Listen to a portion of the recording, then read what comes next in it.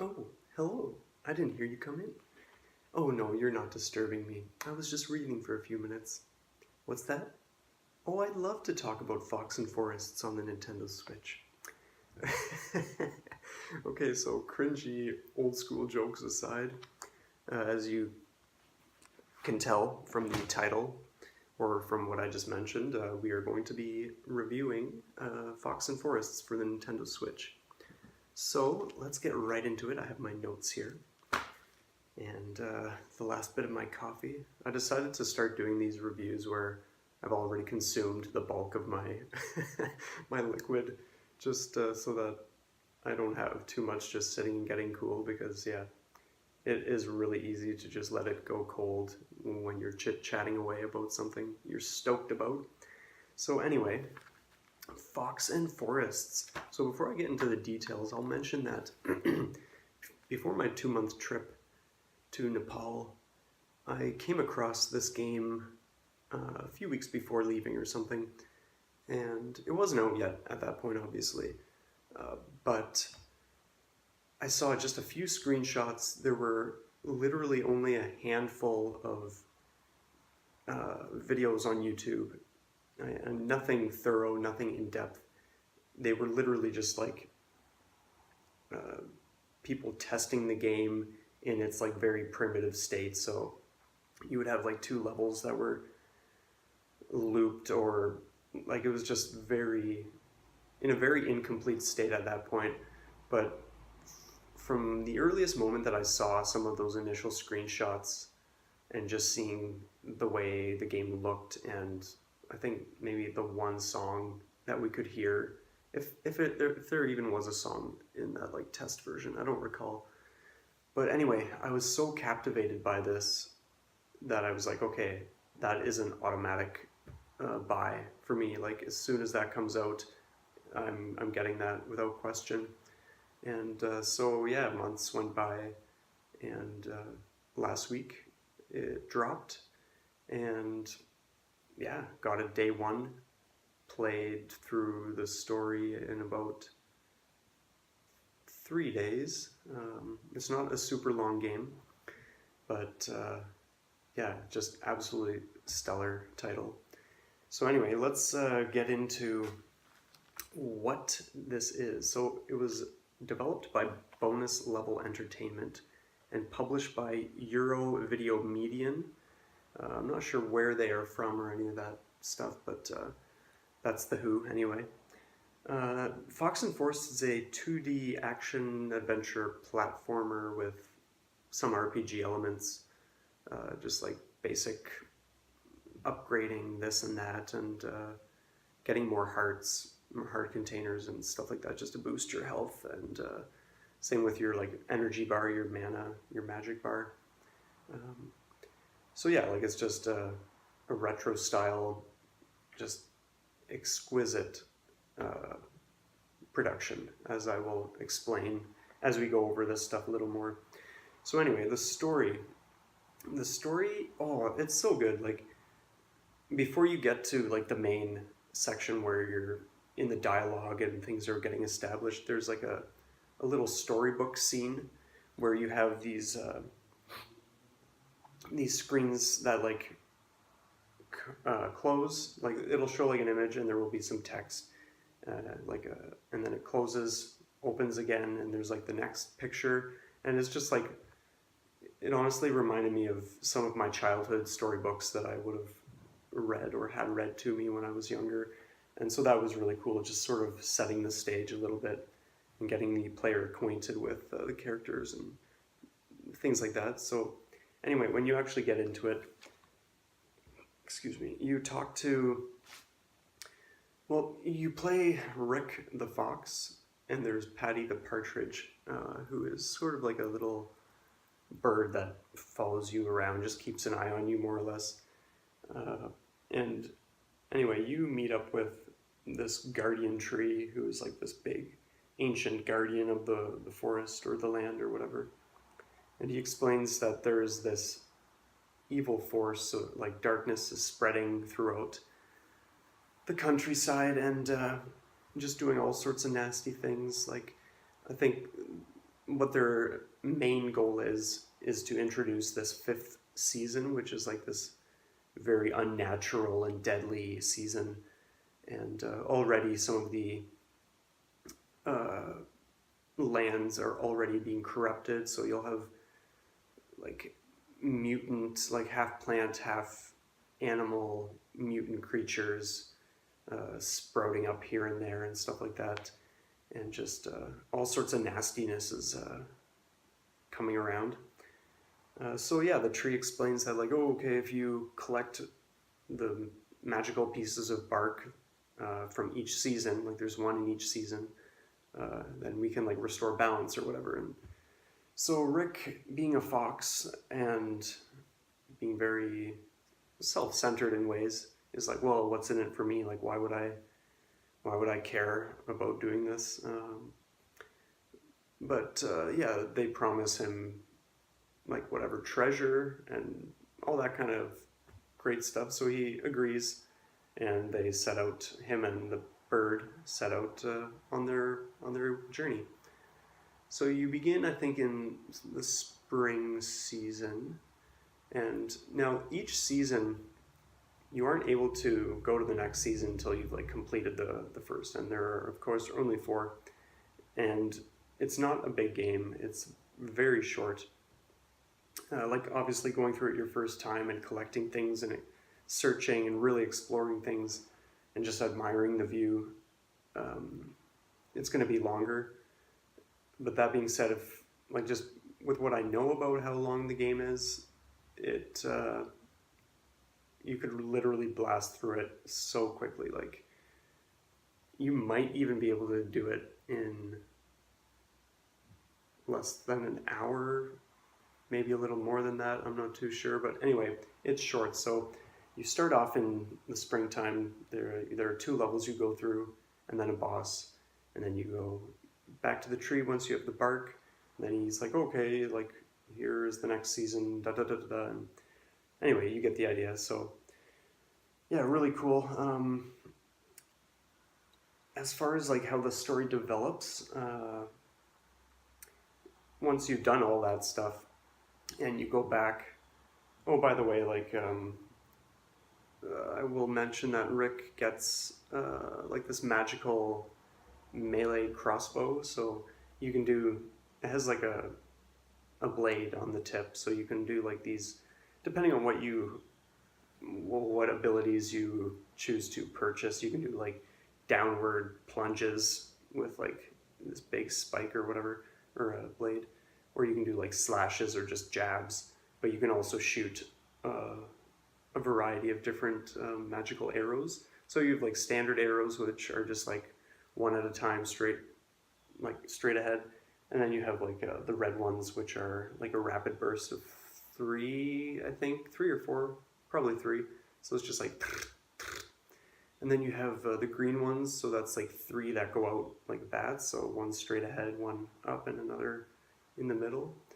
And then you have the blue ones, which you get last, which are like a boomerang arrow. So it like goes like this. You can do 3. So if you do like da da da, like 2 will go like this, and then 1 will go down. So yeah, just depending on like what items there are and stuff, it can be useful switching to a certain arrow just to get some of these things that you would otherwise not be able to obtain if you didn't have those arrows or if you weren't using the correct ones. But anyway, after you collect all the bark and finish all the seasons and all that stuff, you take back the final piece of bark to the tree, and you learn that the guardian tree is actually the evil force that has been secretly plotting this whole scheme, and of course using you to do his bidding and retrieve these pieces of bark. So what happens is like the guardian tree like flips up as this like wicked and evil looking mass, like under like where the roots are, is exposed, and it's just, yeah, this really cool battle. But anyway, you destroy him, balance is restored, there's no 5th season that happens, and all is well. So all in all, the story is like very simple, very basic, not super in depth, but like it just really, really works perfectly for like that storybook kind of tale. Because like if you've read a kid's book or had one read to you when you were younger, like when you look back on those stories, it's like, wow, that took 10 minutes to go through, and like there was maybe like one plot twist or like just very little in terms of like the depth, but it just makes for these great like short and sweet adventures, and I think it's fantastic. So that's the story, okay? Even though I did touch a little bit on the mechanics already, but anyway. So the controls we will talk about next. I always like getting into that before the gameplay and the other things. So the controls feel classic. Honestly, like when I first started playing this on the Switch, whether it was in handheld mode or with the Pro Controller when I was docked, it just feels like you're playing an old Super Nintendo game or something like that, or something along those lines. Anyway, like it was just so nostalgic in a sense. Like even though the game's never been out before, it was almost as if I was reliving some of those moments from years and years ago. So I think that was really cool. Now, whether it was like well, it was probably intentional to some degree, but yeah, like whatever they did to have it feel that way, like they just did a spectacular job, and I really, really appreciate that. Interestingly enough, the controls felt so classical that, excuse me, that it even had that quality of precariousness. So like when you're like in old school games when things weren't super crisp in terms of like oh, where is my character in relation to like the very edge just before like doing a jump and like making sure you land on that jump, like in that sense, like it was just perfect. Like it felt old school like that. Like you had that kind of nerve-wracking sense of like, oh man, this is like an old game. Like, am I even gonna make this simple jump? And there was a lot of that in this game. Just at the same time, part of that could be because it is a new game that I've never played before, and so obviously like you're getting used to it.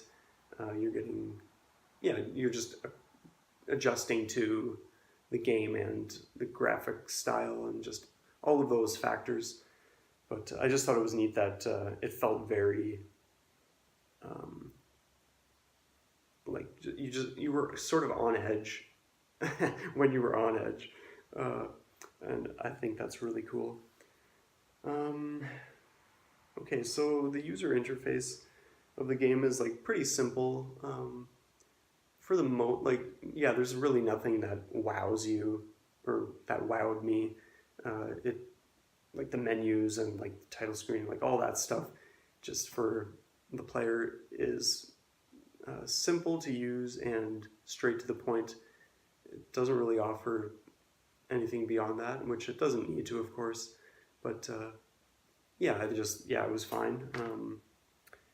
As for gameplay, the seasons element, like of course this is nothing new. We've seen games that incorporate that kind of like season changing mechanic, and it's something that I really enjoy and was one of the main draws when I first learned about the game, because for those of you who don't know, I love the Zelda handheld games. Like I'm talking like the original Link's Awakening and the DX version especially, and then Oracle of Ages and Seasons, which came out on Game Boy Color, and then some of the other ones for like Game Boy Advance and whatever. But like there's just something about having just that added atmosphere, like when you change seasons for the first time, you just really get a sense for like, wow, the game could literally just be this one layer. But the fact that something as simple as a visual overhaul, and in addition to that, also like the way you work with the same exact screen, but because it's a different season, when you change it, you just work with it differently. I just think that is incredible, because it goes from having like one layer where you're always doing the same thing to having like a second or third or fourth layer, depending on like what season or whatever. So in that sense, like it just makes for this multifaceted experience where there's just a whole other level of figuring things out, and I just think that is stellar. So like yeah, like when I saw that this game had season changing, I was like, oh my god, like it's been how many years since I played a game that had this built into it. So that was really exciting for me. Now, interestingly enough, they didn't go all out. So each level has just like the season you start the level in, and then you can switch to a different season. So it's literally just 2 seasons per level. So I think if they were going to maybe do anything differently, or if they were going to do differently for this game, and even if they were going to like do a future project, then I think that could probably be a little more developed, because like it doesn't feel like there weren't really too many moments where I was like really wondering what to do. Most of the time it was because I was looking for a hidden item, and it was just a matter of like tracking it down. But there weren't really too many situations where you're really wondering like, okay, like what season do I use? Like what am I supposed to do here? And I like that kind of challenge. In this game, it was more or less like, oh, I came to a dead end, but there's like a mushroom here. I'll switch it to fall so that there's like an even higher one above that. It was like very, very basic and straightforward, and that's okay.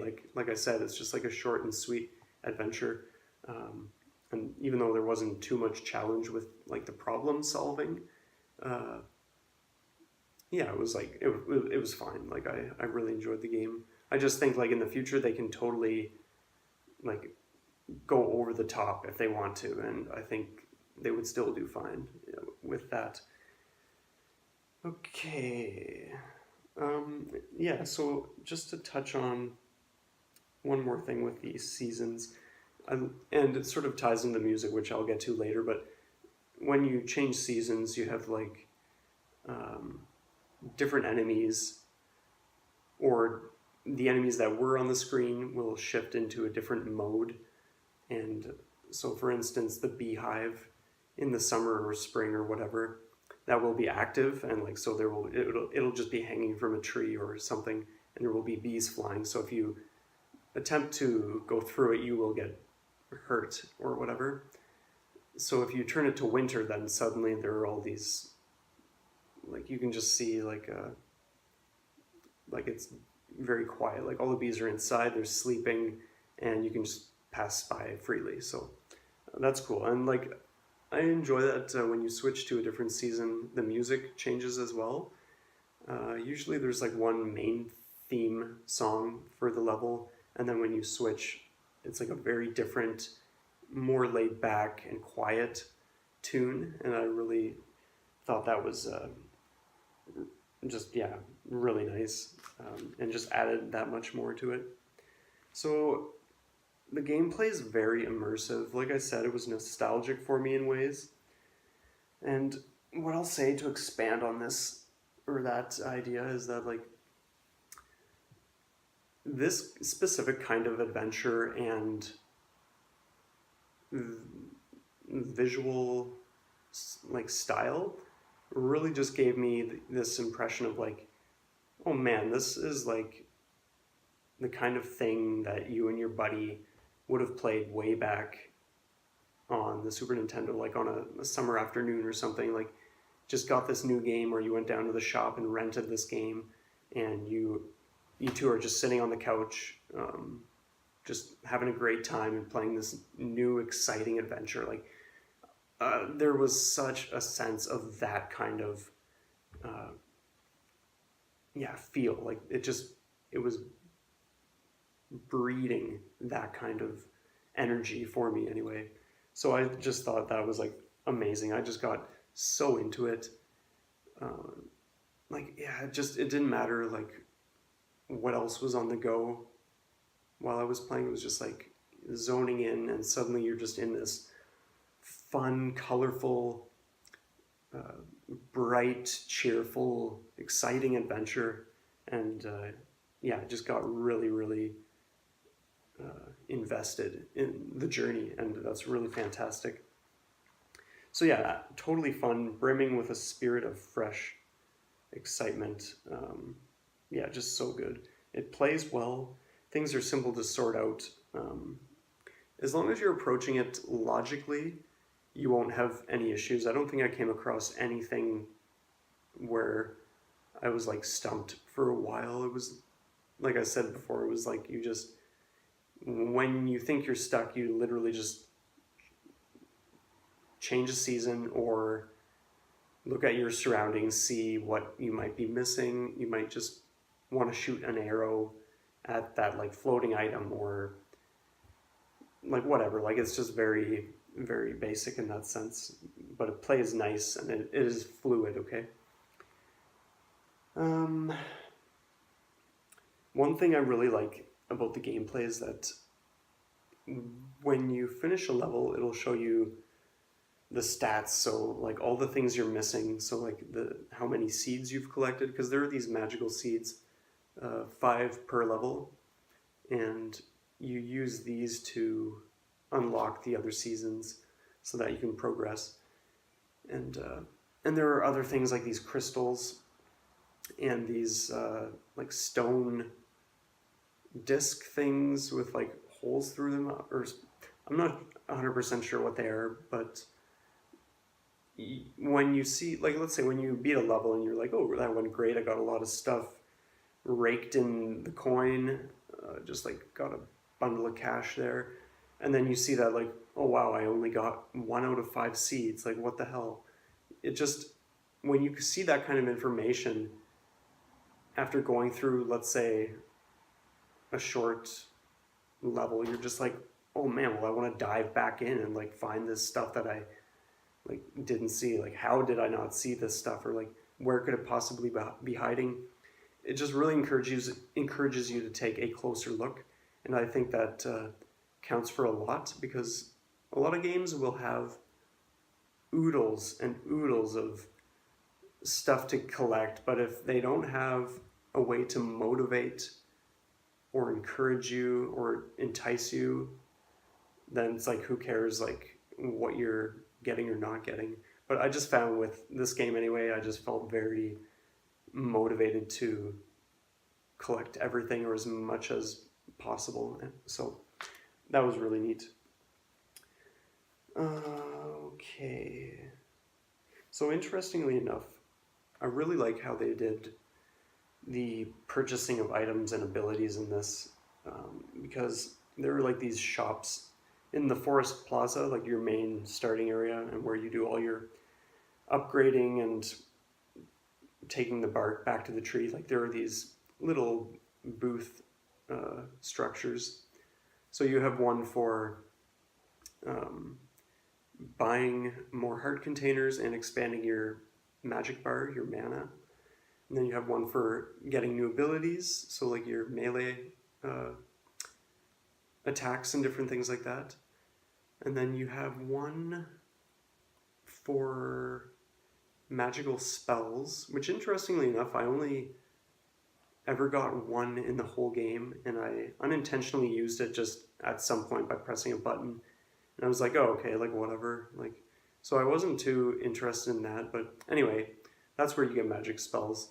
You get these, you can find these like empty jars in some of the levels, and then you can fill those jars with like a single spell, like a fire spell or lightning or whatever, and you can use those at whatever point you wish. So like really cool, but I just didn't find it was necessary for going through the level. But I would need to explore those in a little more depth at some point.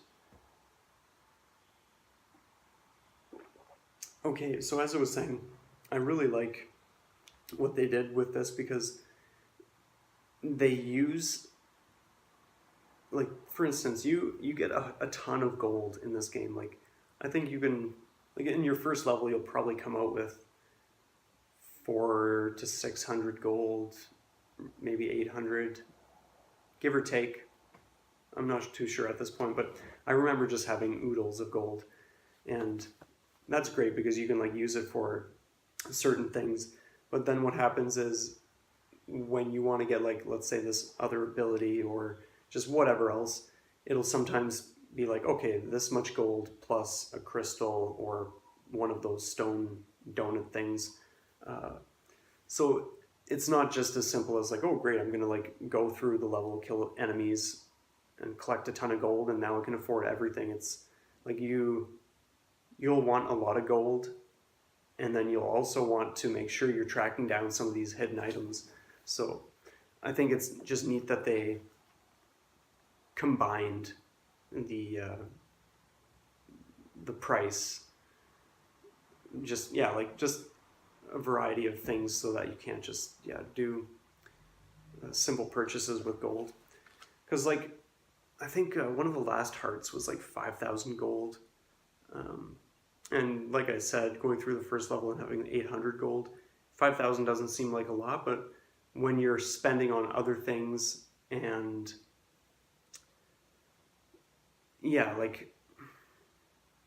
that's more or less it. Like if you're spending on other things throughout the game, then your gold is usually at a fairly low amount until you get it stocked up again. But anyway, yeah, just to like sum that up, I just think it's cool that some of the specific items will require more than just gold.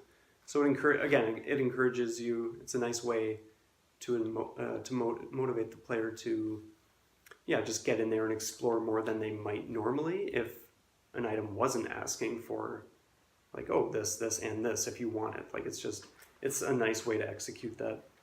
Okay, anyway, we babbled on there for quite a while, so the mana bar, this ties into gameplay as well. Like I like that, well, first off, I like that you can pay to expand it because that's like pretty important at any point. But your arrows use mana, and so does the changing of seasons. Like, so when you change and you have a full bar, it'll start counting down. So like, for instance, if you're crossing a river, or if you want to cross a river, let's say it's spring, you turn it to winter, river freezes, you have a time limit to get across, and that is exciting stuff. Especially if you are playing it for the first time and you aren't sure, like, enemy positions, what kind of puzzle you might, or obstacles you might come across. So it's like this time is ticking and you're just like running and you're like, oh, like, what do I do here? Like, this guy's in the way, and like, how many shots is he gonna take? And so it's just, like, it keeps you on your toes, definitely, and it's really cool. And what I love is that I love when an energy bar doubles. So of course you have the time limit for the season counting down, which you can switch on and off whenever you want. If you want to like turn the season back to spring when you're halfway across the river, you can do that and just fall into the water and die or whatever, because that's cool. But it also doubles as your resource for the magical arrows. So let's say we'll use the river example. You've turned it to winter, you're starting your way across, you come to, let's say, a group of enemies, and you're just like blasting at them with arrows, and then you realize, oh wow, I just axed like more than half of my mana bar, so I have even less time to make the mad dash across to the other side now.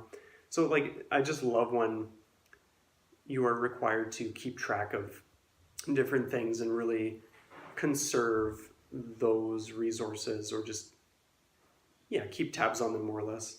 It just makes the game more engaging. Or if you're a player like myself anyway, you just feel more engaged by it because you can connect to it more, you can invest more, you can just be more a part of like what's going on and just all that kind of stuff. So that's really cool. Now, one thing with the gameplay that I did notice is that sometimes, and this isn't really a complaint, it's more or less an observation, and it kind of fits with the retro look and feel, but sometimes when firing arrows, it would seem to like there would be like either like a lag, or it would just seem like it's not firing when I would think it is supposed to be based on like the recharge time. It was just kind of strange at times. It's just like, okay, like how am I not firing yet? And now, great, I'm being hit by a guy that, like, how is he not dead before? And like, why am I taking this hit? Like, I was pressing fire. So like that I noticed a few times. Again, not an issue, because like if you're just going through a level systematically anyway, then whatever, like you're gonna get through it. But yeah, like it just felt kind of not the most fluid during those times, but at the same time, like if they designed it to be that way, then they did a great job, because so many old games have that quirk to them. Okay, on to the next side. We are going to talk about music and sound effects. Okay, so the music is solid, just a really colorful range of these unique compositions that just really fit, again, like the retro feel. Like when I was playing this, I was thinking to myself, like, this is the kind of stuff that they totally were writing years and years ago.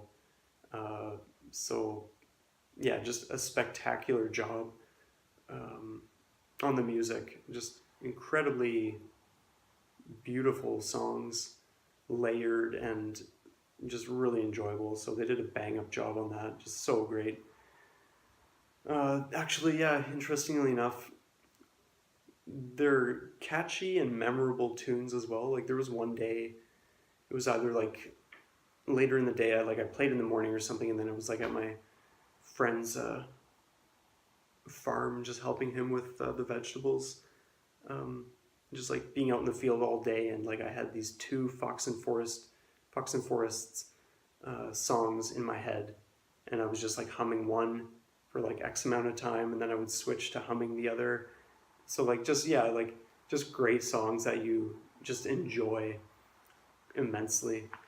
So the sound effects fit the theme perfectly. Everything from like the clink of getting gold to like the sound when you get like a magical seed, or just the blade swipes, the arrows blasting from your crossbow. Just, yeah, like even the enemies dying, they each have their own unique sound that they make, and I just think they did an awesome job with that as well. There's one in particular, it's like a centaur kind of creature, but he has like this like bone mask, or maybe he just has a skull, like an exposed skull, and then these antlers, and he shoots these like purple arrows that do a lot of damage. But like when he dies, it's not only the sound effects, like it's the animation too. Like he just crumbles into this like black ash kind of stuff, but the sound he makes is just incredible. If you check out like maybe the last 1 or 2 episodes in the playthrough or something like that, you'll probably see it. It's like this river level. But yeah, just spectacular design for the sound effects. Just really, really cool things. Like I was actually like, my jaw dropped when I heard some of these for the first time, and especially the one I just mentioned. I was just blown away. And you can hear that genuine interest, or like just that response I had when I was hearing that, if you listen to the commentary during my Let's Play series of that. So yeah, all in all, like music and sound effects are just really great. They really capture the old school feel. So the visuals now. Oh you guys know that I have a thing for backgrounds, and this game is like top notch. Like this is primo art style, color, backgrounds with tons of layers. Oh man, they just were so great with this. Just completely incredible. Uh, like beautifully layered. Like if you look at some of the first sections, like the forest or whatever, like you'll have like these lush foreground, like with grass and trees and just whatever else, and then in the background you'll have like a lake or something, and then beyond that you have the bank on the other side, and there will be like a row of trees all the way across, and then beyond that you have like these sprawling mountains, and then the sky, like it just gives such a sense of this vast, beautiful country, this immense land of like richness, and it is just incredible. So yeah, just a spectacular job with the art style, and just, oh my god, everything. I just love it. Honestly, I love it, you guys. Um, the visuals for the bosses, this is interesting because I noticed this myself when I was playing it, and I had Card Dreamer from D Class. He's my friend, and he comments on my videos, and I comment on his stuff, and we get into like these exchanges and like pick out little things and talk about it. We do that very regularly. So he noticed this one thing, and when I showed my close friend Darren a few nights ago when we had our Nintendo Switch showcasing night, we do that every once in a while where we get together and we showcase like our new Switch titles that we haven't shown the other yet, or that they may not be playing themselves. And it's just a lot of fun. But anyway, what I'm getting at is like the bosses look, when you first see them, they look very off and very out of place compared to the rest of the game's art style, sort of. And at first glance, you might be like, oh, well, like maybe they just didn't know how to like do the boss appearances, or like, yeah, this just doesn't fit. But like when you think about this whole fifth season business and like the darkness that is spreading and corrupting, it starts to make a little more sense, because these bosses look very warped and kind of like have like a demonic quality to them as well. And to me that makes sense, because like, yeah, they're being corrupted, they're not natural entities at this point, like they're more or less infused with evil or this dark presence that is like corrupting everything. So if it was intentional for them to do this, I think it works really nicely, because it's just so off and seemingly out of place, and it just kind of like rubs you a certain way. So like, yeah, it was just neat that like both of them picked up on this, and I noticed it when I was playing too. So that was just really, really cool, and I thought I would mention that specifically. All in all, like, it's just a good looking game. It's a fine demonstration of what can be done in this day and age in terms of capturing an old school, like I've been saying the whole time, like a retro experience, like a retro adventure. Like it's just a solid look for the game. Like it just really is perfect visually. I love it. How about we talk about the replay value? So I would totally play this again. It's not right away though. It's not the kind of game that I'm stoked about enough. Like, it's not that I'm not stoked and super pumped about this adventure, but it just doesn't have the replay value like, for instance, Axiom Verge does for me, where like I can play it back to back 100% and 100%. That's like high replay value. This is a very different kind of adventure and game in general. So I know I'm going to play this again, and I'm excited for that time. but I feel like time is what I want at this point. Like, just have a nice, solid space of time before I would do that. So, who knows? It might be, let's say, a year. It could be 5 years. Like, I have no idea at this point. Um, but it's just kind of like one of those titles where like you go through it, you have this awesome time, and then you're like, yeah, wow, like that was great. Nothing against it, but I don't really want to play it again because like I just want that to like that enthusiasm or whatever to recharge as it will, and someday when I'm inspired, then I will totally pick it up. So that's something I will mention. Um, Now it is a perfect game for showcasing for a friend, as I was just saying, like Darren and I do. Uh, like if you want to wow them, or if you want to just sit down with them and just show them a really cool title, this is perfect for that as well. In addition to like playing it yourself and having a blast, it's great for just like sitting down and being like, okay, check this out. You get into the title screen, you like load your file.